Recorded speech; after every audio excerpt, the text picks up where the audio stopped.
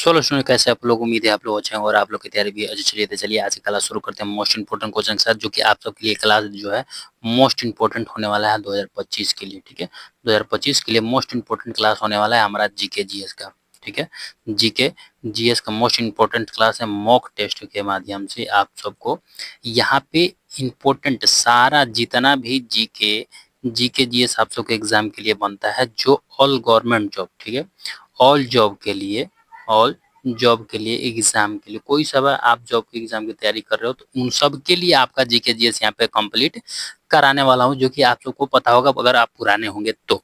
ठीक है, पहले सब्सक्राइब किए होंगे, हमारा क्लास अटेंड करते होंगे तो आप लोग को पता होगा कि मैं स्पेशली जो है जीके जीएस का क्लास लेकर आता हूँ। ठीक है, तो चलिए आज क्लास शुरू करते हैं एकदम बिना टाइम वेस्ट किए, क्योंकि टाइम पास करने से हमें तैयारी नहीं हो पाएगा। ठीक है, हमारा तैयारी जो है हम पढ़ेंगे तभी हमारा तैयारी हो पाएगा। तो चलिए क्लास शुरू करते हैं।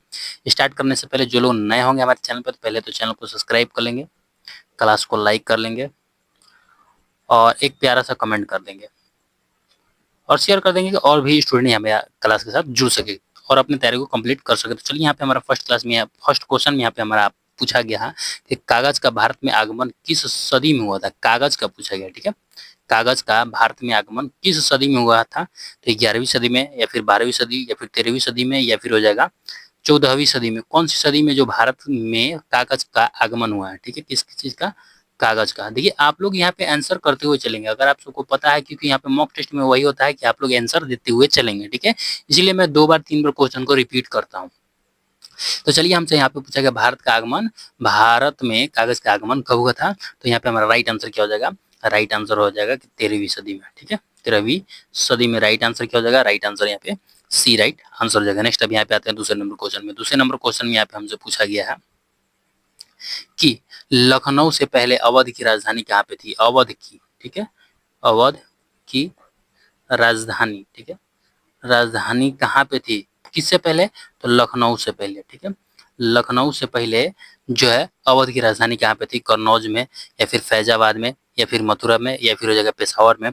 तो लखनऊ से पहले अवध की राजधानी कहाँ पे थी, तो राइट आंसर यहाँ पे क्या हो जाएगा, बी राइट आंसर हो जाएगा, फैजाबाद में। कहाँ पे, फैजाबाद, राइट आंसर बी हो जाएगा। नेक्स्ट अब यहाँ पे चलते हैं तीसरे नंबर क्वेश्चन में। तीसरे नंबर क्वेश्चन में हमसे पूछा गया प्रथम भक्ति आंदोलन का आयोजन किसने किया था। यहाँ पे क्या पूछा गया है कि भक्ति आंदोलन, ठीक है, भक्ति आंदोलन का आयोजन जो है किसने किया था। ठीक है, आयोजन किसने किया था प्रथम बार। ठीक है, फर्स्ट ऑप्शन में दिया है शंकराचार्य ने, या फिर हो जाएगा नागार्जुन ने, या फिर हो जाएगा रामानुजाचार्य ने, या फिर इनमें से कोई नहीं। तो हमसे क्या पूछा गया कि प्रथम भक्ति आंदोलन का आयोजन किसने किया था, ये पूछा गया है। तो जल्दी जल्दी से आप लोग आंसर करेंगे कि भक्ति आंदोलन का आयोजन किसने किया था, प्रथम भक्ति आंदोलन का आयोजन किसने किया था। तो यहाँ पे हमारा राइट आंसर क्या हो जाएगा, राइट आंसर यहाँ पे हो जाएगा प्रथम भक्ति आंदोलन का किसने किया था। तो राइट आंसर क्या हो जाएगा, राइट आंसर सी हो जाएगा, रामानुजाचार्य ने प्रथम भक्ति आंदोलन का आयोजन किया था। राइट आंसर क्या हो जाएगा, राइट आंसर यहाँ पे हो जाएगा सी, राइट आंसर। नेक्स्ट अब यहाँ पे चलते हैं चौथे नंबर क्वेश्चन में। चौथे नंबर क्वेश्चन में यहाँ पे हमसे पूछा गया संविधान के अनुसार राष्ट्रीय आपातकाल कब तक लागू रह सकता है। आपातकाल पूछा गया है, बहुत सारे लोगों को पता होगा कि आपातकाल जो है कब तक लागू रह सकता है, ये पूछा गया संविधान के अनुसार। ठीक है, राष्ट्र में बोला गया है।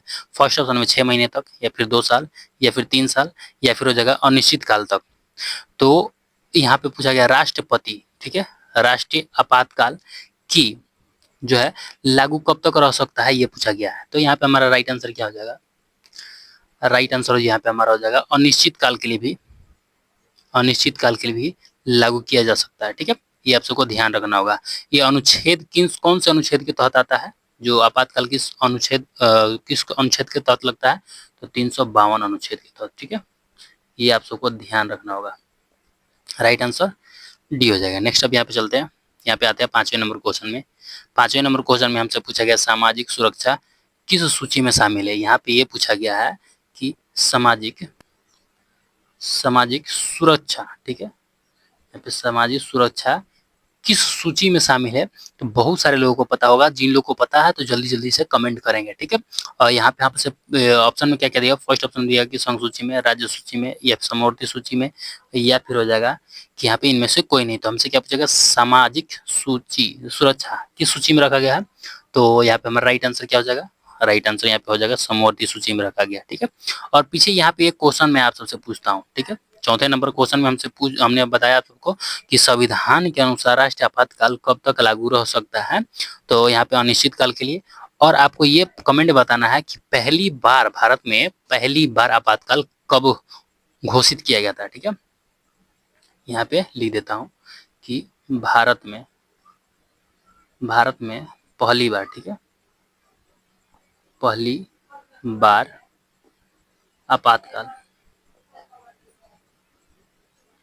आपातकाल कब कब घोषित किया गया था, ये पूछता हूँ, ठीक है? आपको आंसर बताना है। घोषित किया गया था, आपको आंसर बताना है कमेंट बॉक्स में, ठीक है? जल्दी जल्दी से आप लोग आंसर बताइए, ठीक है? चलिए अब यहाँ पे हम आते हैं छठे नंबर क्वेश्चन में। छठे नंबर क्वेश्चन में हमसे पूछा गया है मंदिर निर्माण कला में विमान शैली का प्रचलन किसके शासन काल में हुआ था? विमान शैली का, ये मोस्ट इंपोर्टेंट क्वेश्चन है। विमान शैली का प्रचलन किसके शासन काल में हुआ था? यह मंदिर में ही उपयोग किया जाता है ये शैली को। कौन सा? विमान शैली। तो यही पूछा गया किस शासन काल, किसके शासन काल में शुरू किया गया था, ये पूछा गया। फर्स्ट ऑप्शन दिया गुप्त वंश में, या फिर हो जाएगा गुर्जर प्रतिहार वंश में, या फिर सातवाहन वंश, या फिर चोल वंश में। तो यहाँ पे हमारा राइट आंसर क्या हो जाएगा कि विमान शैली प्रचलित किसके किसके शासन में प्रचलित हुआ है? तो राइट आंसर यहाँ पे क्या हो जाएगा? राइट आंसर यहाँ पे हमारा हो जाएगा चोल वंश में, ठीक है? चोल वंश में right answer D right answer हो जाएगा। नेक्स्ट अब यहाँ पे चलते हैं सातवें नंबर क्वेश्चन में। सातवें नंबर क्वेश्चन में यहाँ पे हमसे पूछा गया इस्लाम का प्रादुर्भाव किस शब्द प्रादुर्भाव जो है किस शताब्दी में हुआ है? प्रादुर्भाव जो है किसका? इस्लाम का, ठीक है? तो यहाँ पे हमारा ऑप्शन में क्या दिया? फर्स्ट ऑप्शन दिया हुआ सॉरी छठवीं में, सातवीं में, आठवीं में, या फिर 9वीं शताब्दी में। तो यहाँ पे हमसे क्या इस्लाम का प्रादुर्भाव जो पूछा गया है कि किस सदी में हुआ है? तो यहाँ पे हमारा राइट आंसर क्या हो जाएगा? राइट आंसर यहाँ पे हमारा हो जाएगा 7वीं शताब्दी में, राइट आंसर बी हो जाएगा। नेक्स्ट अब यहाँ पे आते हैं 8वें नंबर में।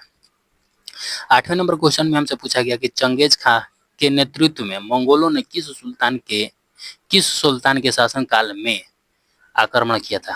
किसके? तो चंगेज खान के नेतृत्व में वही मंगोलों ने, ठीक है, जो मंगोलों ने आक्रमण किया था।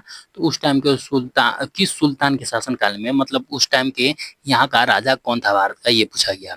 फर्स्ट ऑप्शन दिया कि कुतुबुद्दीन ऐबक, या फिर हो जाएगा इल्तुतमिश, या फिर हो जाएगा बहराम शाह, या फिर हो जाएगा रजिया सुल्तान। तो चंगेज खान के नेतृत्व में मंगोलों ने किस सुल्तान के ऊपर हमला किया था? तो यहाँ पे हमारा राइट आंसर क्या हो जाएगा?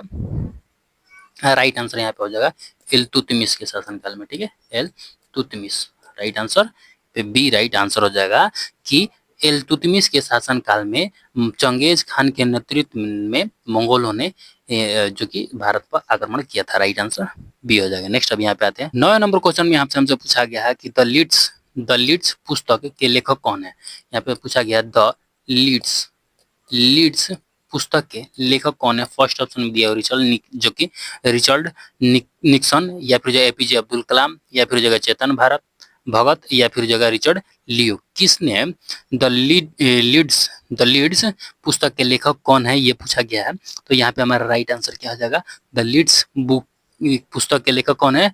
तो यहाँ पे हो जाएगा रिचर्ड निक्सन, ठीक है? रिचर्ड निक्सन राइट आंसर क्या हो जाएगा? राइट आंसर यहाँ पे ए राइट आंसर हो जाएगा। नेक्स्ट अब यहाँ पे चलते हैं 10वें नंबर क्वेश्चन में। 10वें नंबर क्वेश्चन में यहाँ पे बहुत ही लोगों को पता होगा, बहुत सारे लोगों को पता होगा, ठीक है, और पता होना भी चाहिए कि बैंक नोट जारी करने वाला प्रथम देश कौन है? इसको स्टार भी लगा लेना, जो याद नहीं है तो स्टार भी लगा लीजिएगा, क्योंकि आपको याद रखना बहुत ही जरूरी है, क्योंकि ये पूछा गया है कि बैंक नोट जारी करने वाला प्रथम प्रथम देश कौन है? स्विट्जरलैंड है, अमेरिका है, या चीन है, या फिर स्वीडन है। तो यहाँ पे हमारा राइट आंसर क्या हो जाएगा? बैंक नोट जारी करने वाला प्रथम देश कौन सा है? तो यहाँ पे हमारा राइट आंसर क्या हो जाएगा? राइट आंसर हो जाएगा Sweden. Right answer D right answer हो जाएगा। तो जल्दी से मैंने जो आप लोग को क्वेश्चन दिया है उसका आंसर जो है कमेंट बॉक्स में बताना ही है। जो लोग अभी तक नहीं बताए, कुछ लोग बताए हैं, जो लोग नहीं बताए हैं उन लोग को बता देना ही है। तो चलिए आज की क्लास हमारा यहीं तक रहने वाला है। उम्मीद है आप लोग को क्लास में बहुत इंपॉर्टेंट क्वेश्चन यहाँ पे जीके जी समझ में आ ही गया होगा। जीके जी समझ में आएगा, नहीं समझ में आया तो एक बार, दो बार, तीन बार करके आप लोग यहाँ पे क्लास को अटेंड कीजिएगा। जितने बार इस क्लास को रिपीट देखेंगे उतना ही आपका जो है यहाँ पे क्लास से जो सीखने को मिलेगा। तो चलिए क्लास का आज का क्लास यहीं तक, मिलते हैं नेक्स्ट क्लास में। तब तक के लिए हंसते रहे, मुस्कुराते रहे। जय हिंद, जय भारत, वंदे मातरम।